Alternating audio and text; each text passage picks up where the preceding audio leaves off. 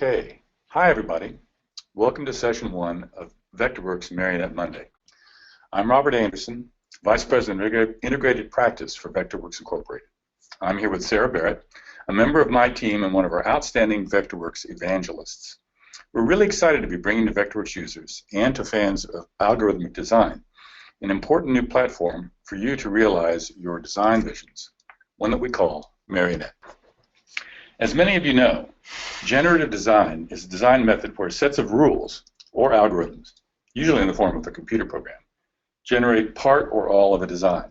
We've seen some fantastic examples of such algorithmic design over the past few years, and Marionette unlocks the potential of algorithmic design for Vectorworks users. But algorithms that are based on programming languages are kind of difficult to learn, to use, and especially to decipher. They lack the immediate results and malleability needed for the design process. So Marionette employs a familiar and easy-to-use flowchart metaphor to allow you to assemble useful programs using wires to direct the flow of data and create your design. Most importantly, these programs are easy to understand and easy to modify by people who don't have a programming background. We designed Marionette to be fully integrated with Vectorworks' complete range of CAD and BIM capability. This means that not only can you use it to create organic designs, but to prototype custom parametric objects and to automate other design processes. Over the next few sessions, we'll lead you through an in-depth training that will expose you to the full range of Marionette's capabilities. But really, your imagination is the only limit. A quick look ahead is in order. Today's session is Part 1, Marionette Basics. In 2 weeks, we'll have a session on Marionette Intermediate Techniques.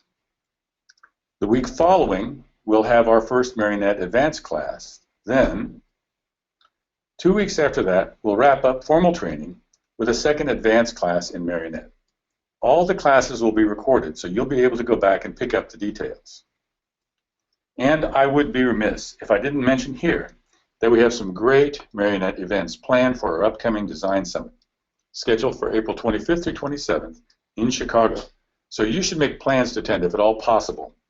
More details about this in the coming weeks and as part of our advanced Marionette training.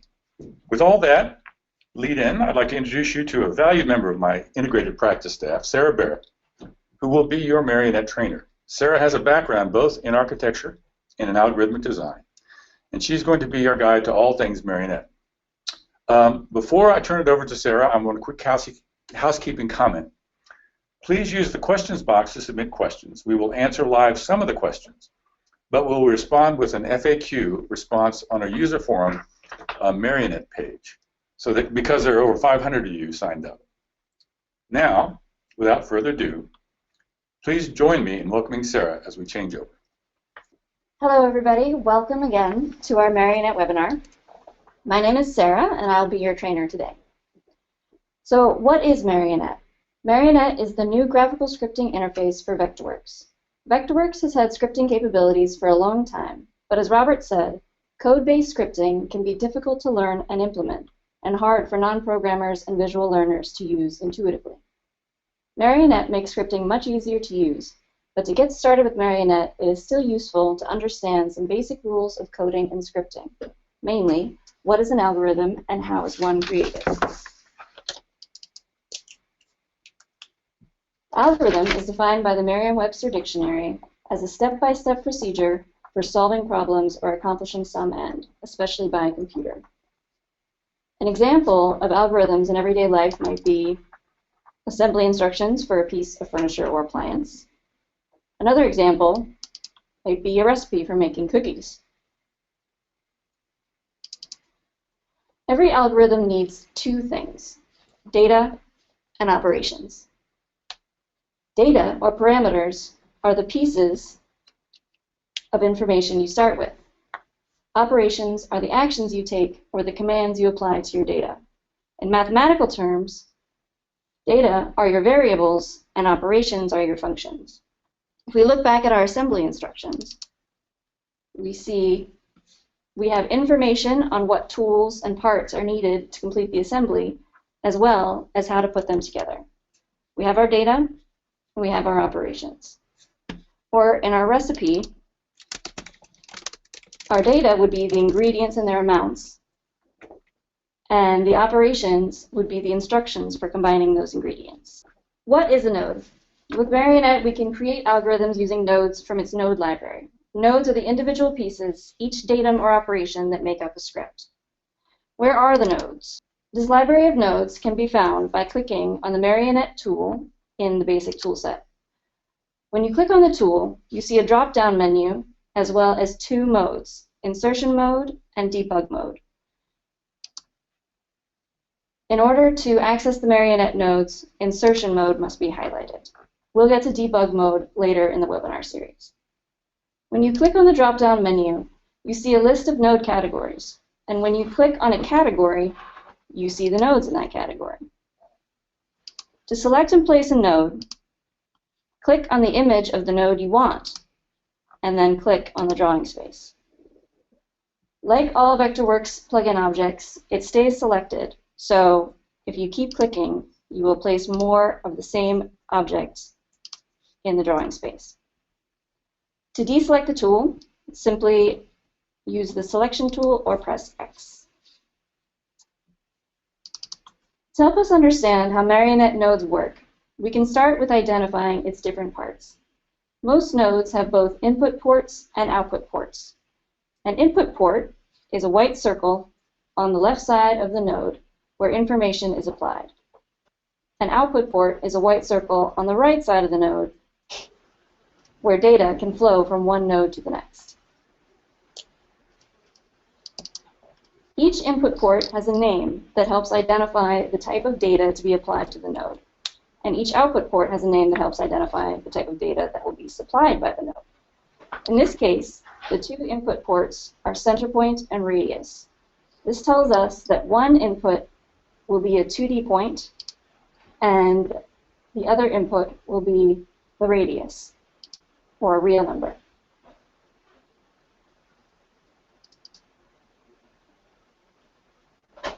These purple nodes with no input port are called input nodes, because they are used to supply the data that starts definition. Although there is no input port on the outside of the node, data can still be applied to the node by typing it into the object info panel. If you click on the node, you can see that there are boxes where you can type in the information you need. To build a network, we have to connect the nodes together. The connection between two nodes is called a wire. It is what allows information to flow from one node to the next. To create a wire, first select the node and hover over the blue square in the output port. Click once when the arrow shows, and then hover over to the node you want to connect to, and click once on that input port. The nodes are now connected, and even if you move the nodes, the wires remain attached. Why don't we connect this one as well?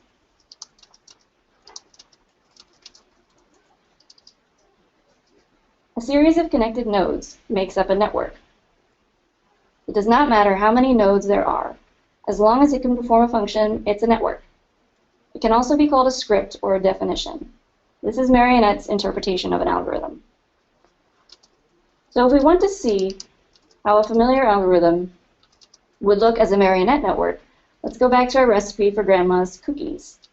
We know that this recipe creates one batch of cookies, and if we think in these terms, that every ingredient and instruction is based on making one batch, we can build an algorithm for any number of batches we want. Below the recipe, I have added some simple measurement conversions that we will need.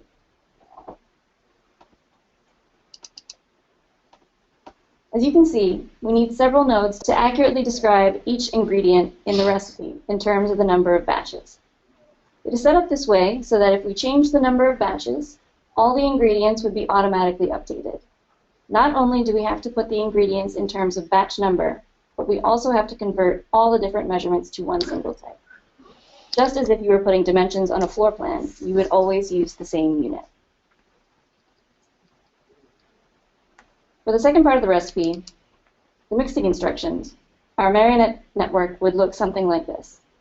Each action must be spelled out as if you were telling a computer how to make this recipe. You would have to tell it how to break and beat an egg and exactly how and where to combine ingredients. There is a limit to this, though. And that is where the specific nodes come in. Every node has a script inside with a predefined command, and this is why it's important to know what each node can do. We will get to that in a minute, but first, a little more about the basics of a Marionette network. Information always flows from left to right within a node, and as long as wires are connected in the right order, it doesn't matter where the nodes are placed in relation to each other. This network works the same as this network. The second network is easier for us to read, so I would recommend keeping your nodes flowing from left to right across the screen in the order that they are connected. And if you're a perfectionist like me, you might get caught up trying to align your network perfectly. It can be very satisfying, but it also is a huge waste of time. I don't recommend it, although I understand that it can be hard to resist. Another important aspect of Marionette is naming. Naming comes into play in several ways when using Marionette, but we're going to start with naming nodes for your own reference. When you select a node and go to the Object Info panel, you see that there is a box labeled Name. Every node can be given a name to help you remember what that node is used for the network. This is especially useful when sharing your network with others. In this network, we might want to name the input nodes to remind us what they're being used for. We could name the point 2 node circle center point.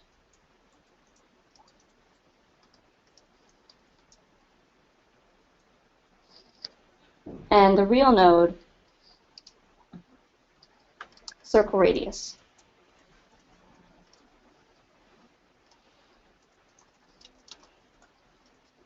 As you can see, the names we give the nodes are now in large print on the outside of the node, and the node type is in smaller font below the name.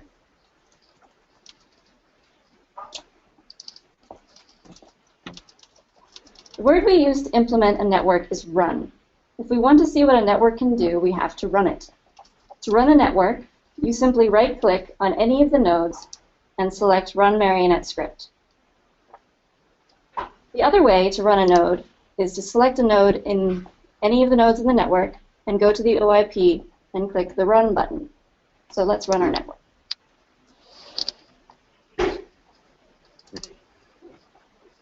The result of the network appears at the coordinate specified. The result is always selected when it is first created, so if it is not visible after the network is run, you can click on the Fit to Objects button in the top of the menu bar to view it.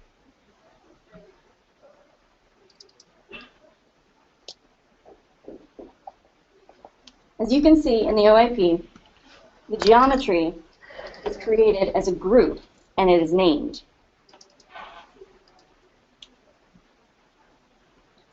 All resulting geometry is named Marionette Group and then something more specific to connect that object back to the network. In this case, it is named Marionette Group Circle 10.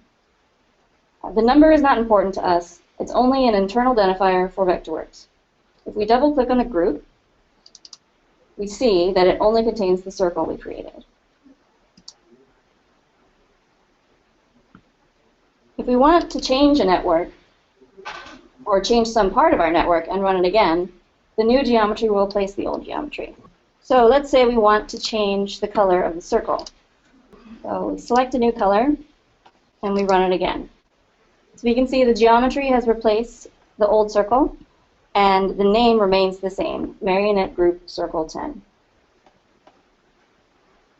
So if you want to keep the geometry you ran and create a new geometry as you run it again, there are two ways to do this. One, you can ungroup this geometry, and that will disconnect it from the Marionette network, or you can rename it.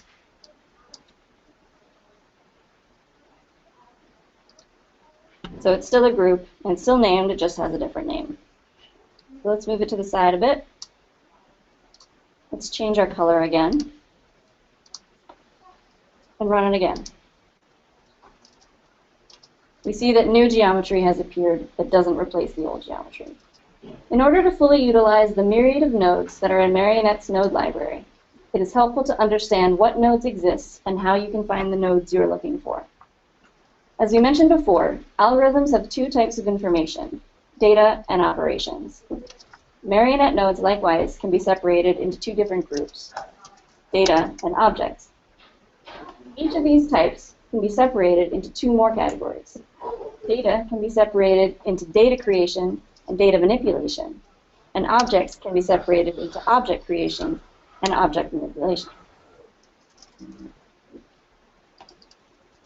If we look at a sample network that creates a series of polygons, we can classify the nodes in this network into these four categories we just mentioned.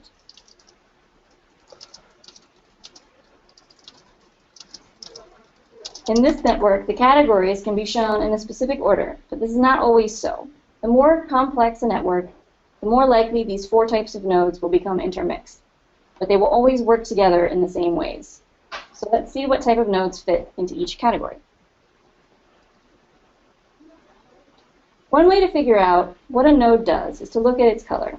This is a bit of an oversimplification of the color system, but it's a good place to start. As you can see, purple nodes most often deal with data creation and collection, and nodes that range from brown to gray tend to deal with data manipulation. Blue and green nodes deal with specific objects and their creation, while pink nodes deal solely with object manipulation. Within the Marionette node library, data creation nodes can be divided into three categories: input nodes, get nodes, and object info nodes.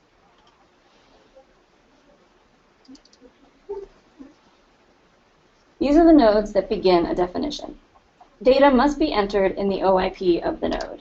These nodes supply the basic criteria of a definition, and once a definition is complete, these are the nodes we use to alter the definition, to change the variables. Input nodes are located in the input library under the input name.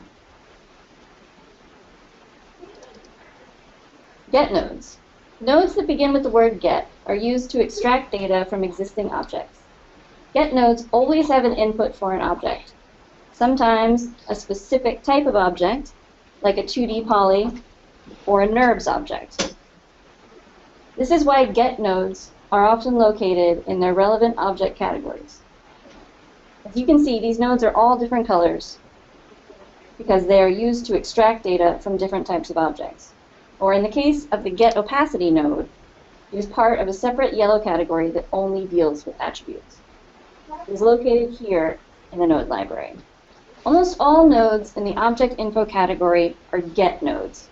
The reason they are in their own separate category from the other get nodes is because they can be used with multiple types of objects. For example, this get 2D point can be used with any 2D object, be it a polygon, polyline, or a line.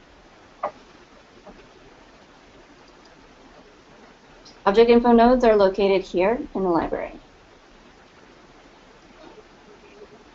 Data manipulation nodes are the nodes that change data. Two examples of data manipulation nodes are data flow nodes and math nodes. Now, data flow nodes happen to be my favorite kind of nodes because I find that they're the ones that really bring power to Marionette. All data flow nodes only have inputs that receive data and outputs that supply data. These are the nodes that make sequencing and repetition possible in Marionette. They're located here in the library.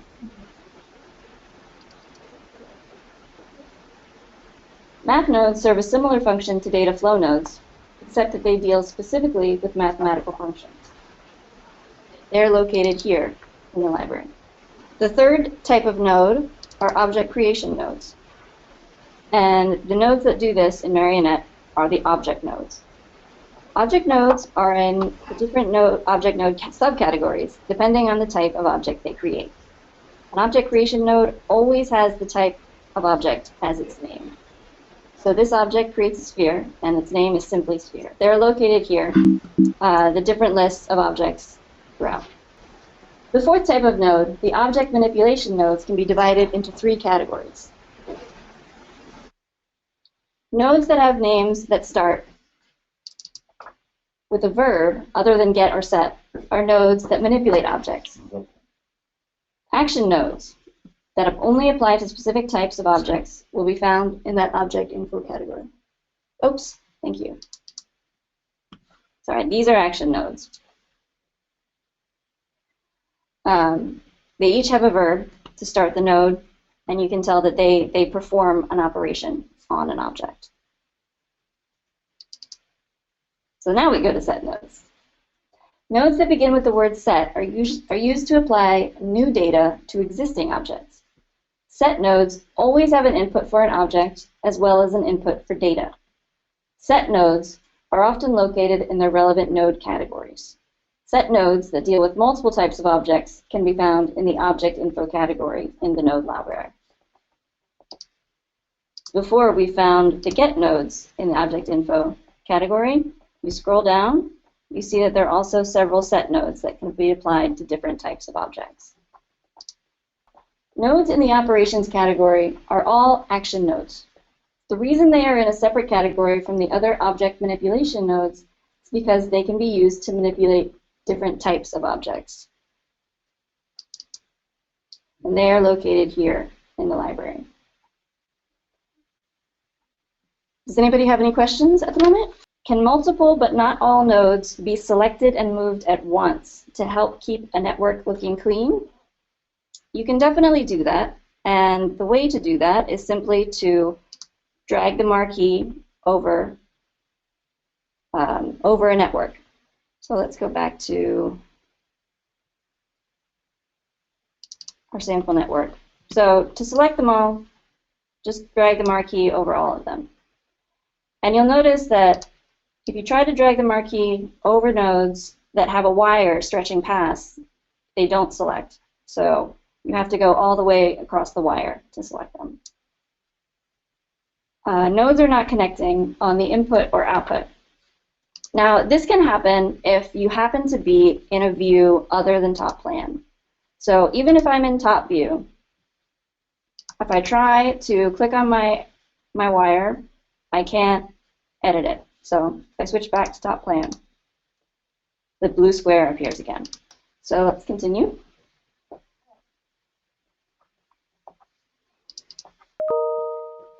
So if we go back to the network where we classified the nodes, we can see how they work together.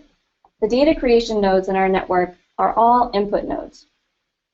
Some of the data they supply is then changed by the data manipulation nodes.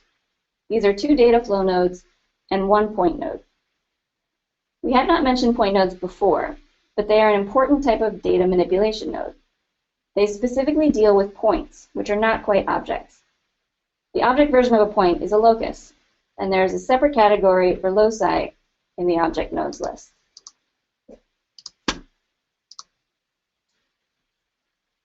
Here.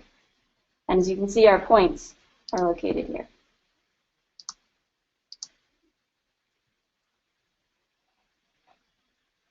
The data from these nodes is then applied to the object creation node, specifically a node that creates a regular polygon.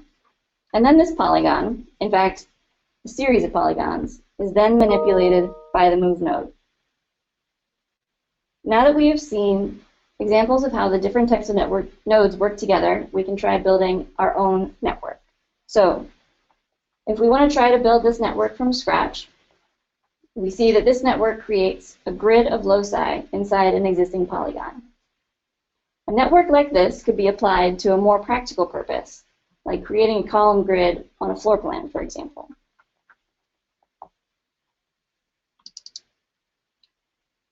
If you look at this network, we see that it starts with a name node, an input node that allows you to reference existing geometry in your Marionette network.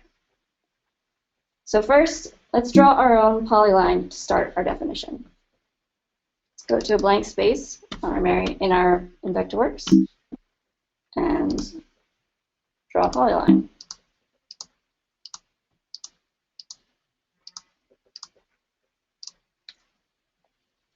So now we want to attach this polyline to a name node.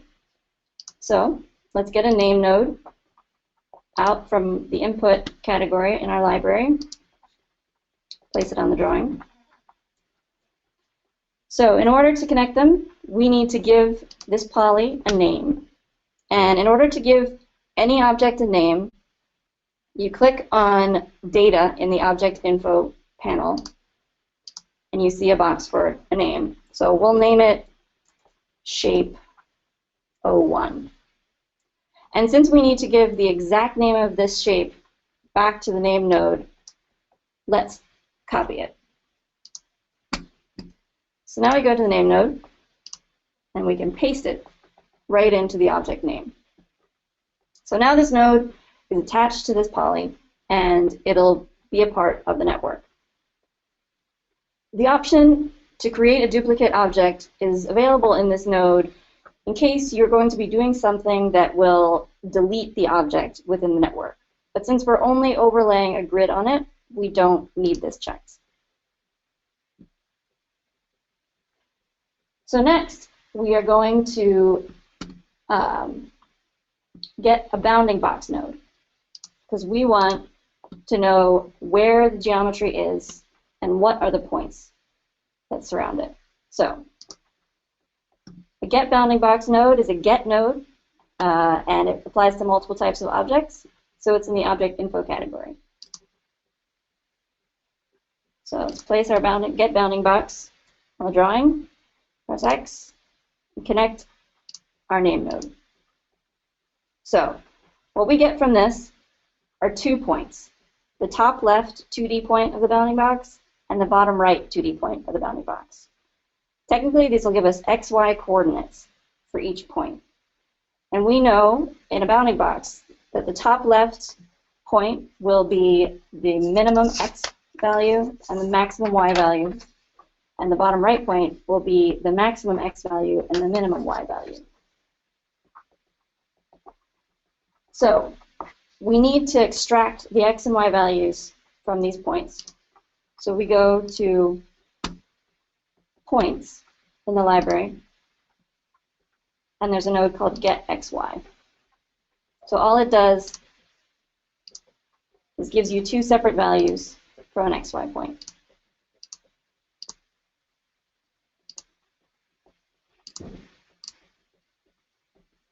So now that we have these values, we want to create a range between their minimum and their maximum in order to get a list of values that will go across the polygon. So we're going to go to data flow and select a range node. So we want a range for both X and Y, so we'll need 2 range nodes. So if we look at the description of a range node, it creates a range of numbers between start and stop. So we need the starting number, the ending number, and the number of steps between start and stop. So for the X range, we know that the starting number is the minimum X from the top left point, and the stop number is the maximum X from the bottom right point. And likewise, the start point for the Y range is the bottom right point, and the max Y is the stop. So now you want to take a moment to name these so we remember that this is our X value and this is our Y value. So this name does not change the network in any way. It's simply for our own reference. So there's still one more input port on these nodes that we need to fill. We need to get the number of steps between start and stop. So we go back to our input category, and we get an integer node. An integer node is for whole numbers. It's used when you are counting things, when there's no way you would be able to give a fractional value. So let's connect our integer node to our count on both ranges. And we're going to do both because we want a square grid. So there'll always be the same number of points in each direction. So we can give this a value of 15. And we'll name this as well to remember what it is.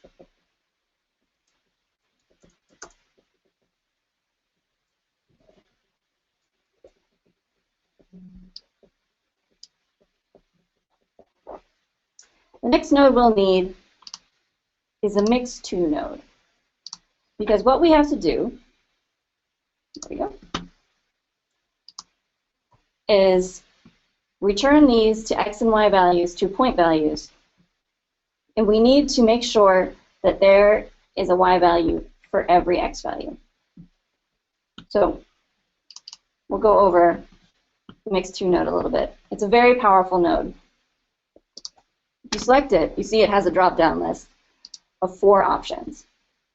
So basically it matches 2 lists that you put into the input. So if we do a shortest list, if we do 2 lists that have different lengths, it'll cut off the longer list to make it equal to the short list. And if we choose longest list, it will repeat the final value of the short list until it reaches the length of the long list. The cycle list does a similar thing to longest list, but instead of repeating the last value, it starts at the beginning and cycles through again. The 4th type of list matching that we want to use, though, for our network is the cross-reference. So cross-referencing allows every combination of these 2 lists to be put together. And it looks a little bit like this.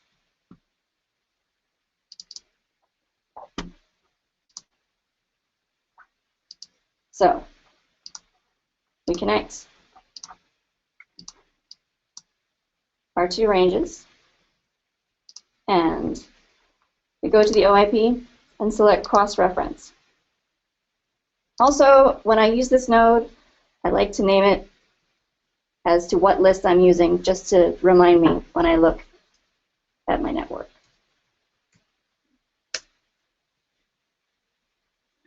So now we know that this list is the list of x values, and this is the list of y values for every x value imaginable.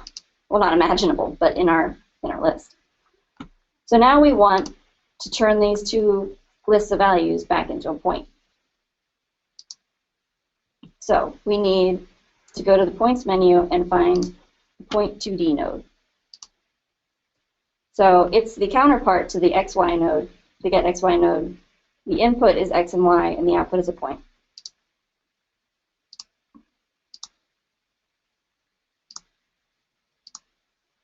So now we have a grid overlaying our shape. And if we wanted to see the grid, we would have to turn the points into loci. So let's get a locus node.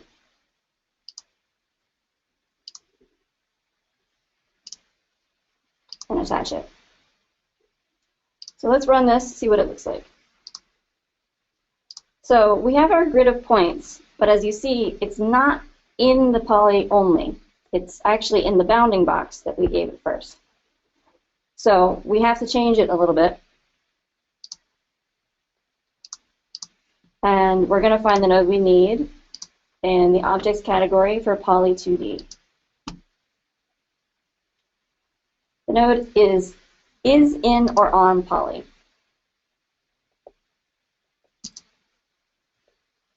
So what it's asking for are the points and the poly that we're referencing. So put the points in.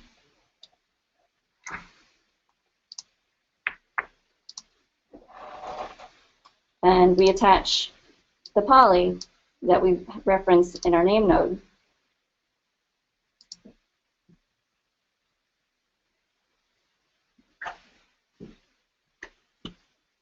And we have an output that gives us the points that are there in the poly. So we'll attach those to the locus node. So, zoom in here. We run our network again. We see that now it's only giving us the points that are inside the poly. It replaced the old geometry because even though we added a node to the network, it didn't really change. So now that we have this is where we can do interesting things, where we can start to change the values or the poly itself. So say we want to change the number of grid spaces to 10. Just change that number to 10 and run it again, and it changes. Also, say we wanted to change the poly. We want a different shape. And now we run it again. And the grid adapts to the new poly. Do we have any questions at the moment?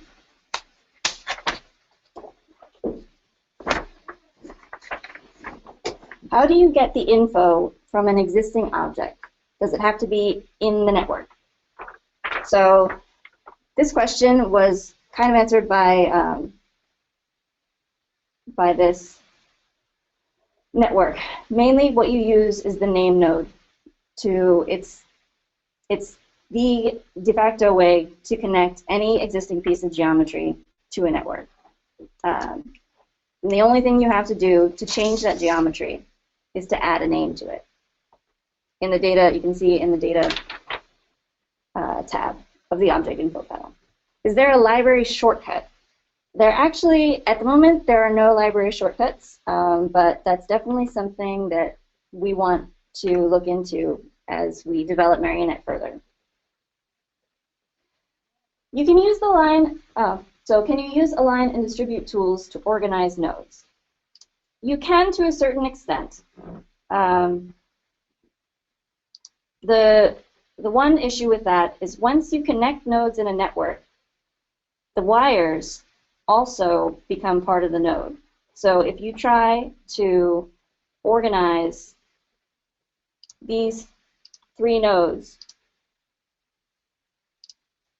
by spacing, so we go to align distribute objects, and we want to distribute them evenly by space, it doesn't really work because it takes account into the wire. It takes the wires into account. If you really wanted to do this, you can disconnect them and then align and distribute them and reconnect them. It does work though if you just want to align them left. So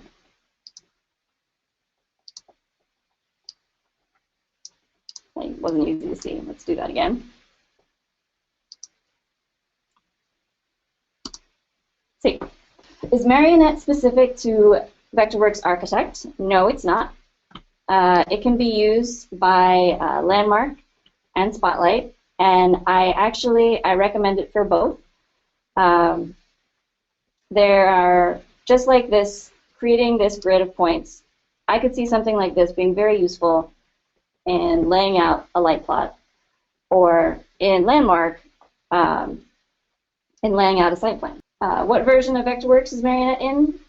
It is only in Vectorworks 2016, Vectorworks 21. It came out this September. How do you turn a network into a script, and can you place it in a script palette? There is a way to turn a network into a script, although this might be a little advanced for some of our other users, but I can show you quickly. So all you do is you right-click on any node, and you save Marionette-Script to Python network, and then give it a name, and it saves as a .py file. Any other questions? How do we know the kind of input to apply to the node? So when we look at our different nodes, let's get a typical node that probably everybody has used or wants to use, a rectangle node. And we look at the names of the input ports. It's not always blatantly obvious what they mean, but usually you can extrapolate what you're looking for if you know what you're trying to build. So when you build a rectangle, you need a point to tell you where the rectangle is, and you need a width and height.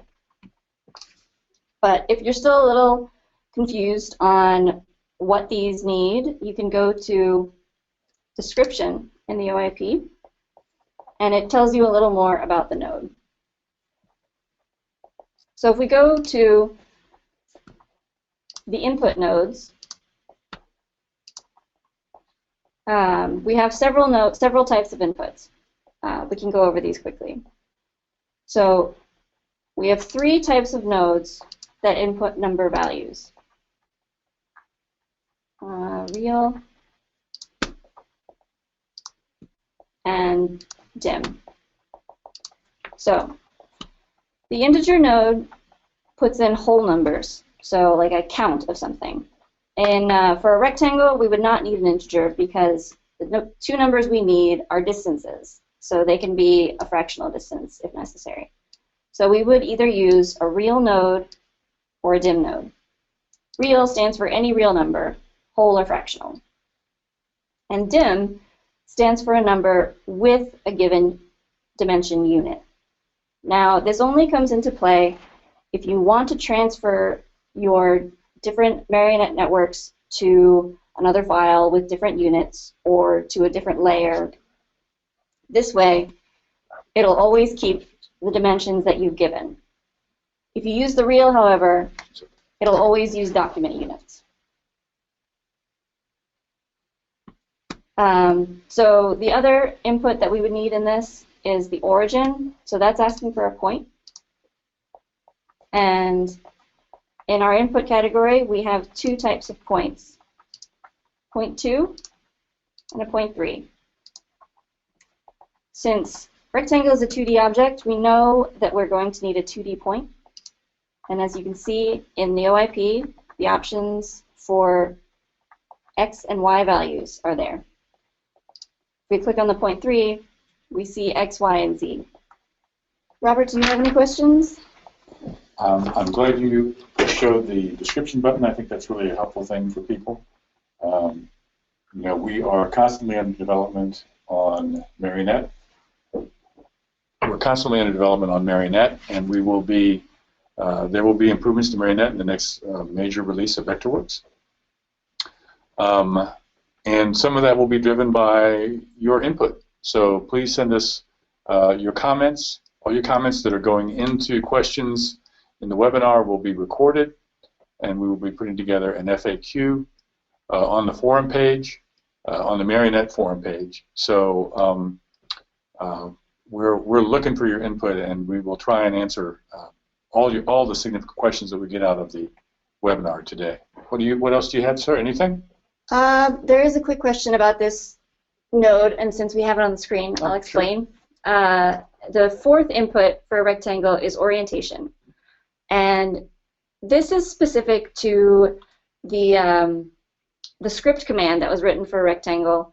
It's an old script that was written for Vectorworks a while ago, and in this case, orientation refers to the rotation of the rectangle. And it doesn't tell you exactly what it's asking for, but there's another way to find out what each of these inputs needs. And you can double-click or click on the edit node, on the edit button in the node. Now, this may look really scary to some people, but it's a way to figure out what you're looking for. So this is the code behind the node. It's completely editable. You can change whatever you want. But if we look at these 4 different lines that say Marionette port in, that is what each of these, how we get each of the input ports. And so we know that the first one was called origin, and as we can see in these parentheses, it's asking for an XY point, which we would write in parentheses 0, 0. In the width, we have a single number, so it's just asking for a real number, and same with the height. And as you can see, the orientation is asking for another XY point. Well, in this case, it would be an XY vector. And this is the default, 1, 0 is how you would write the orientation of a rectangle without rotating it.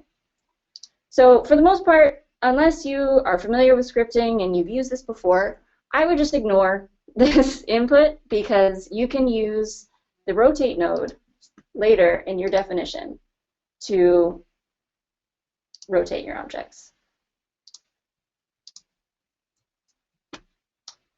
So that concludes our webinar for today. Thanks for joining our first Marionette Monday webinar. We will pre-register you for the upcoming sessions. February 1st, February 8th, and February 22nd, 11 a.m. to 12 p.m. Eastern Standard Time. And for those in Australia who also have Eastern Standard Time, it is the time zone for New York City and Washington, D.C. So reach out to us with any questions at hello@vectorworks.net.